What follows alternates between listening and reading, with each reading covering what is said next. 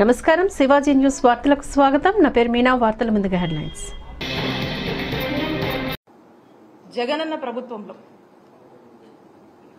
ఈ 5 ఏళ్ల 2019 నుంచి 2024 వరకు ఈ 5 years టెన్యూర్లో మరి ఆరోగ్యశ్రీ పథకం మనం చూసినట్టయితే 1059 ఉన్నటువంటి ప్రొసీజర్స్ మనము జగనన్న ప్రభుత్వంలో 3257 ప్రొసీజర్స్ వరకు కూడా పెంచి తీసుకెళ్లి ఇంప్లిమెంట్ చేశాం.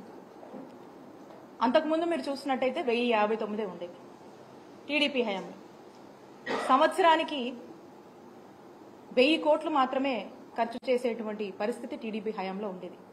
మరి జగనన్న ప్రభుత్వం వచ్చాక ప్రతి సంవత్సరం సుమారు 3000 కోట్ల వరకు కూడా మరి ఈ ఆరోగ్యశ్రీకి మనం ఖర్చు చేసినటువంటి పరిస్థితి. అలాగే మీరు చూసినట్టయితే ఎంపానెల్డ్ హాస్పిటల్స్, నెట్వర్క్ హాస్పిటల్స్ రాష్ట్రంలో గత ప్రభుత్వంలో 1000 కన్నా తక్కువ ఉన్నటువంటి ఎంపానెల్డ్ హాస్పిటల్స్ ని వాళ్ళని ఎంకరేజ్ చేసి వాళ్ళకు కావాల్సినటువంటి ఫ్లెక్సిబిలిటీ, వాళ్ళకు కావాల్సినటువంటి ఫీసిబిలిటీ, వాళ్ళకు అన్ని విధాలుగా కూడా ఒక ఫ్రెండ్లీ వాతావరణాన్ని ఏర్పాటు చేసి వాళ్ళని ఎంకరేజ్ చేసి 1000 కన్నా తక్కువ ఉన్నటువంటి ఎంపానెల్ హాస్పిటల్స్ ని మరి 2300 హాస్పిటల్స్ పైగా కూడా విస్తరించేటువంటి అవకాశాన్ని జగనన్న ప్రభుత్వం నెట్వర్క్ హాస్పిటల్స్ కి ఇచ్చింది. మరి ఈ రోజున మనం చూస్తున్నట్టయితే ఈ రాష్ట్రంలో రాష్ట్ర ప్రజల్లో ఒక పెద్ద ఆందోళన నెలకొంది. అదేంటంటే మనం చూస్తా ఉన్నాము, కూటమి ప్రభుత్వం ఏర్పడ్డాక కూటమి ప్రభుత్వంలో ఉన్నటువంటి మంత్రి గారు వారు మాట్లాడుతూ ఉన్నారు. ఏమని మాట్లాడుతూ ఉన్నారు? గత ప్రభుత్వము అప్పులు చేసిపోయింది, బకాయిలు పెట్టింది, మాకు బాధలు ఉన్నాయి, కష్టంగా ఉందని చెప్పి వారు మాటలు చెప్తా ఉన్నారు. నేను చెప్తా ఉన్నాను, గత ప్రభుత్వంలో అంటే చంద్రబాబు నాయుడు గారి హయాంలో 2014 నుంచి 19 వరకు వాళ్ళ హయాంలో వాళ్ళు మిగిల్చినటువంటి బకాయిలు 632 కోట్లుంటే ఆ బకాయిల్ని ఏమాత్రం కూడా మేము సాకులు చెప్పకుండా మేము బాధ్యత తీసుకొని మా జగన్మోహన్ రెడ్డి గారు, మా నాయకుడు జగన్మోహన్ రెడ్డి గారు వాటిని క్లియర్ చేసి 1050 ప్రొసీజర్స్ ని 3257 ప్రొసీజర్స్ కి పెంచి సంవత్సరానికి 1000 కోట్లు మీ హయాంలో మీరు ఖర్చు పెడితే 3000 కోట్ల వరకు కూడా ఖర్చు పెట్టి బ్రహ్మాండంగా రాష్ట్ర ప్రజలందరికీ కూడా వైద్య సేవలు అందించినటువంటి ఘనత జగన్మోహన్ రెడ్డి గారి ప్రభుత్వానికి దక్కింది.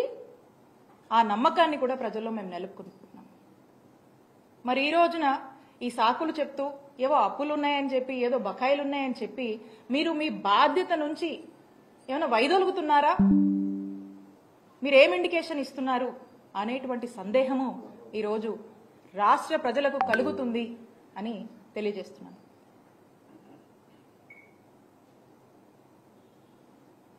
ఈ రోజున మీరు చూసినట్టయితే మేము అంటే మొన్న జనవరి వరకు కూడా ఏవైతే పెండింగ్ బిల్స్ ఉన్నాయో ఆరోగ్యశ్రీలో ఆ బిల్స్ అన్ని కూడా క్లియర్ చేసి, జనవరి వరకు ఉన్నటువంటి పెండింగ్ బిల్స్ మేము క్లియర్ చేసి ఆ తర్వాత మళ్ళా ఏదన్నా కొత్త బిల్స్ అరైజ్ అయితే అవన్నీ కూడా టెక్నికాలిటీస్ అంటే లైక్ అవన్నీ అప్లోడ్ చేసి మళ్ళీ మా వరకు వచ్చి మళ్ళీ పేమెంట్ అనేది ఇదంతా కూడా ఒక రికరింగ్ ప్రాసెస్, కంటిన్యూస్ గా వస్తూ ఉంటే ఇదంతా ఒక రికరింగ్ సైకిల్ అనమాట ఇది. సో మా వరకు జనవరి వరకు ఉన్నవి కూడా మా జగనన్న ప్రభుత్వం క్లియర్ చేసి ఆ తర్వాత ఫిబ్రవరి, మార్చ్ ఏదైతే ఉందో అప్పటికి వచ్చినటువంటి అప్లోడ్ అయ్యి వచ్చినటువంటి మా దృష్టికి వచ్చినటువంటి ఏవైతే ఉన్నాయో అప్పటికి వచ్చేసరికి మార్చ్లో ఎన్నికల కోడ్ వచ్చింది. కోడ్ వస్తే మీకు తెలుసు. ఆ కోడ్ వచ్చిన తర్వాత ఇక ఎన్నికలు అన్ఫార్చునేట్లీ మేము అధికారంలోకి రాలేకపోయాం, ఆ విషయం మీకు తెలుసు.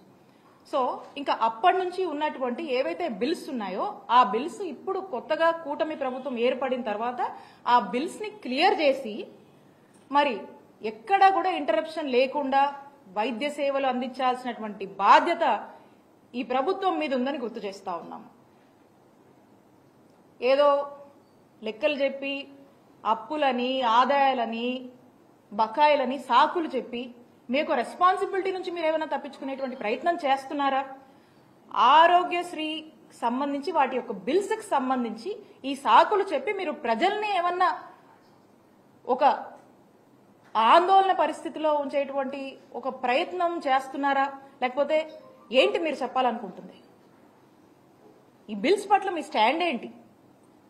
ఈ బిల్స్ అనేది మీ బాధ్యత. ఇది కంటిన్యూస్ రికరింగ్ సైకిల్ అని చెప్పి మీకు గుర్తు చేస్తా ఉన్నాం.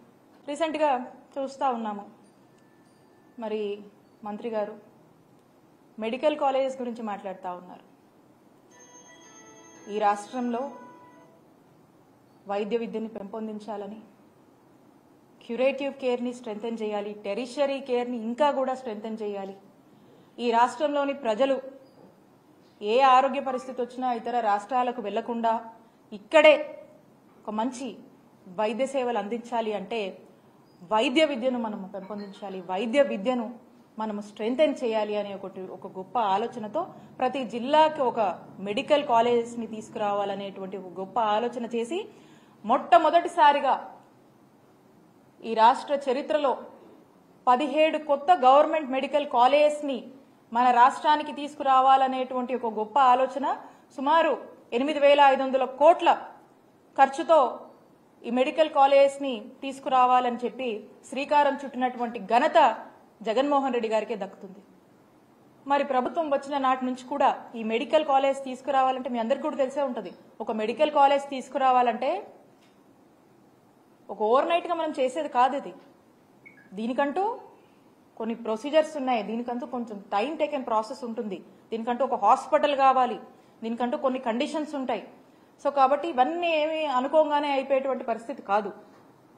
అయినప్పటికీ ఒక ప్రాపర్ యాక్షన్ ప్లాన్ ముఖ్యమంత్రి గారు వేసి ఫేజ్డ్ మేనర్లో కూడా ఒక 3 phases కింద ఈ 17 గవర్నమెంట్ మెడికల్ కాలేజెస్ని మేము డివైడ్ చేసుకొని ఆ టార్గెట్ పెట్టుకొని టార్గెట్ రీచ్ అయ్యేలాగా కూడా మేము మా అధికారులను కూడా పనిచేసినటువంటి పరిస్థితి. మరి ఈ ఫస్ట్ ఫేజ్లో మనం చూసినట్టయితే 5 మెడికల్ కాలేజెస్ అనుకున్నాం. 2023 to 24 ఒక 5 కాలేజెస్ అనుకున్నాం. ఆ 5 కాలేజెస్ ఏవైతే ఏం చేశామో దాని తగ్గట్టుగా ఆ 5 కాలేజెస్ని తీసుకొచ్చాము, ఇనాగరేట్ చేశాము, ప్రారంభించాము, ఒక బ్యాచ్ కూడా అయిపోయింది. ఆ నెక్స్ట్ ఫేజ్, సెకండ్ ఫేజ్ ఏదైతే ఉందో ఇది 24 to 25 ఈ బ్యాచ్ అంటే రేపు ఆగస్ట్ సెప్టెంబర్లో ప్రారంభం అవ్వాల్సినటువంటి పరిస్థితి. మరి రేపు 5 కాలేజీలు ప్రారంభం అవ్వాల్సినటువంటి యాక్షన్ ప్లాన్ మేము వేసాం, దాని తగ్గ స్టెప్స్ మేము తీసుకున్నాము, దానికి సంబంధించినటువంటి ఇన్ఫ్రాస్ట్రక్చర్ మేము వేయడం జరిగింది. అట్ ది సేమ్ టైం దానికి కావాల్సినటువంటి రిక్రూట్మెంట్స్ అవన్నీ కూడా మేము ప్రారంభించడం జరిగింది. మేము కొంత చేశాము, కొంత చేయాల్సింది ఉంది. ఇప్పుడు మరి మెడికల్ కాలేజ్ పరిస్థితి ఏంటో మనకు అర్థం కావట్లేదు.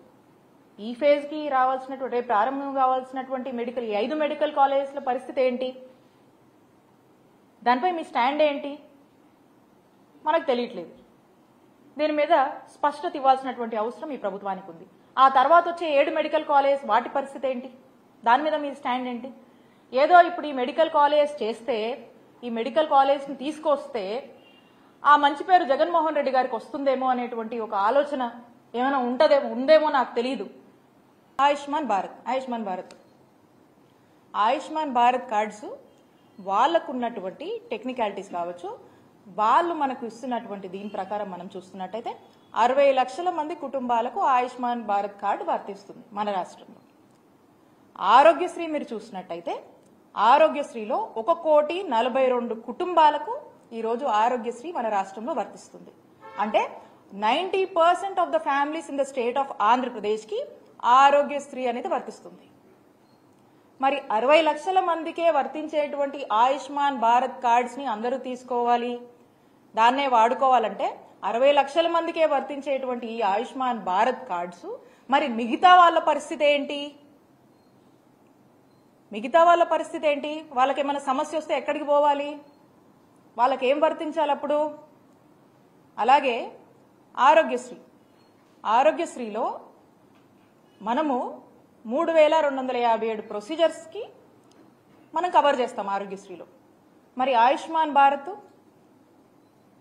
1900 చిల్లర, 1949 అంటే 2,000 కన్నా తక్కువ ప్రొసీజర్స్ ఉన్నటువంటి ఆయుష్మాన్ భారత్ని మీరు వాడుకోండి అని చెప్పి చెప్తా ఉన్నారు.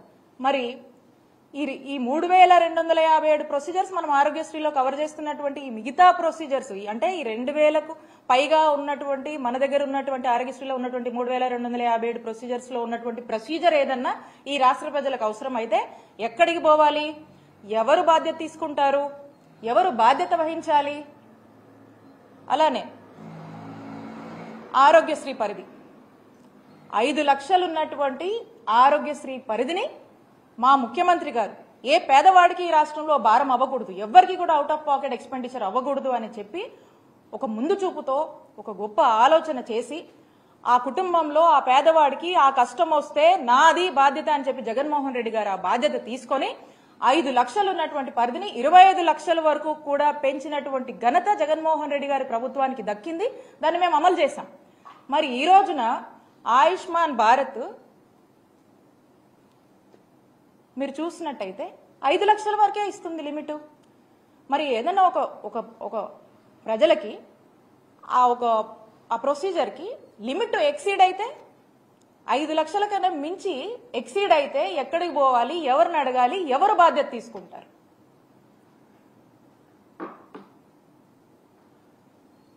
ఇక ఆయుష్మాన్ భారత్ సంవత్సరానికి ఆయుష్మాన్ భారత్లో ఎంత ఇస్తారు? బడ్జెట్ సుమారు 300 కోట్లు సంవత్సరానికి ఇస్తారు. ఆరోగ్యశ్రీ బడ్జెట్ ఎంత సంవత్సరానికి? ఎంత ఖర్చు చేస్తాం మనము? 3000 కోట్లు ఖర్చు చేస్తాం. 3000కి ఈ సంవత్సరం అయితే 3500 కోట్ల వరకు కూడా మనం ఖర్చు చేస్తా ఉన్నాం.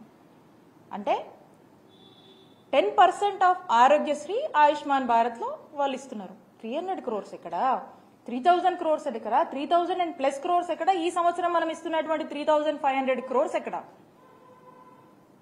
మరి ఇదంతా ఎవరు బేర్ చేయాలి? 10% కవర్ చేస్తే మరి ఈ 90% ఏమైపోవాలి? ఈ ప్రజలు ఏమైపోవాలి? ఈ ప్రజల యొక్క హెల్త్ ఏదైనా ఇబ్బందులు వస్తే వాళ్ళ ఆరోగ్య బాధ్యత ఎవరు తీసుకుంటారు? తీసుకోవాల్సిన బాధ్యత ఎవరి మీద ఉంది? ఆ బాధ్యత మీది కాదా? ప్రభుత్వంగా ఆ బాధ్యత మీది కాదా? ఆ బాధ్యత ఖచ్చితంగా మీదే. కోవిడ్ లాంటి సిచ్యువేషన్లో అనేక ఇష్యూస్ ఉన్న, అనేక క్రైసిస్ నడుస్తున్నటువంటి సమయంలో కోవిడ్ని కూడా ఆరోగ్యశ్రీలోకి పరిధిలోకి తీసుకొచ్చినటువంటి ఘనత జగన్మోహన్ రెడ్డి గారికి దక్కుతుంది.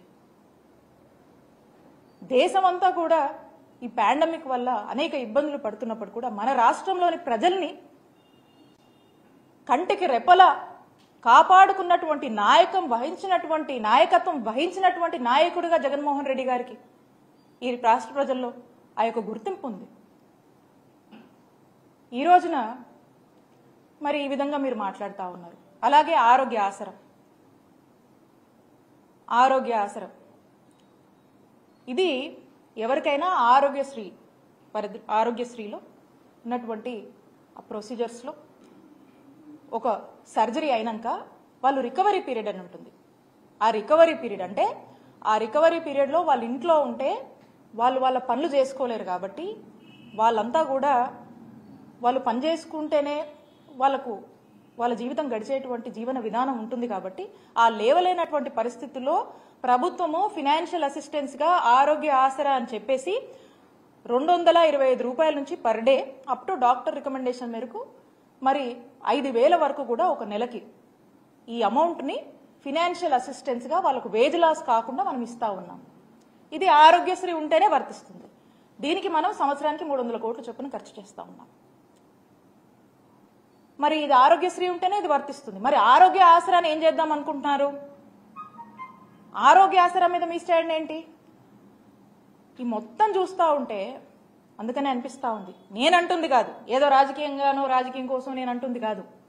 ఇవన్నీ కూడా మేము చేశాం, మనసు పెట్టి చేశాం. ఒక మనసున్న నాయకుడు ఈ రాష్ట్ర ప్రజలకు ఏ కష్టం వచ్చినా కూడా అది నా బాధ్యత, ఏ పేదవాడు ఒక ఆరోగ్య సమస్యతో ఇబ్బంది పడినా అది నా బాధ్యత అని భావించి జగన్మోహన్ రెడ్డి గారు నిరంతరం పరితపించి ఎంత కష్టమైనా సరే అనేక ఇష్యూస్ ఉన్నా, ప్రయారిటీస్ ఇంకా ఉన్నా కూడా ఏదైతే ఇందాక మనం మాట్లాడుకున్నామో ఏ దేశానికైనా హెల్త్ అనేది ఒక టాప్ మోస్ట్ ప్రయారిటీ అని, కానీ మన ఆంధ్రప్రదేశ్ రాష్ట్రంలో జగనన్న ప్రభుత్వానికి ఒక టాపెస్ట్ ప్రయారిటీగా భావించి పేద ప్రజల ఆరోగ్యం కోసం ఎక్కడ కాంప్రమైజ్ కాకుండా ఏ రోజు ఏ సిచ్యువేషన్ అయినా కూడా వాటిని బేర్ చేస్తూ ఎక్కడ కూడా హెల్త్కి తగ్గించకుండా మరి ముందుకు నడిపినటువంటి విధానం ఈ రాష్ట్ర ప్రజలకు తెలుసు.